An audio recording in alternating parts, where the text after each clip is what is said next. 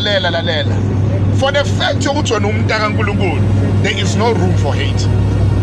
I'm not saying that jokingly. I am very serious. Wena njengomntwana kaNkulunkulu awusazondi mfowethu. Siyobe sixoxa into yokuthi bakwenze kabi, sizoyikhuluma nayo kunaso isikhathi sokuthi ngiyiveze nayo leyo ukuthi how do you deal with that. But nje one of the things akufanele uzisize kuzo ukwenza isiqiniseko sokuthi you don't hate. Don't have grudges. You are delaying yourself. Abanye bayagula mntaka Jesu, bayagula mfowethu, abaguliswa ukuthi ngoba banezifo ezithile, banenzondo. Inzondo iyagulisa.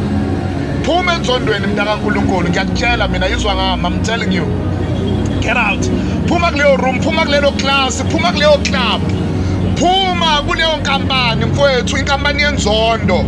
You'll see your success very, very late. Seleyoshona ilanga.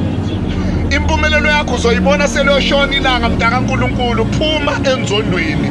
Noma bekuthiwa kwenzakalani mfowethu, phuma enzondweni. You are delaying yourselves. This is Vuka Sikhulele podcast. And yes, abafowethu, la sikhuluma khona ngezinto ezideep. Uthi wena njengomntwana kaNkulunkulu, what is it to do? What is it that not to do? Yini efanele uyenze, yini engafanele ukuthi uyenze uma usumntwana kaJesu. Bantwana bakaJesu. God bless you.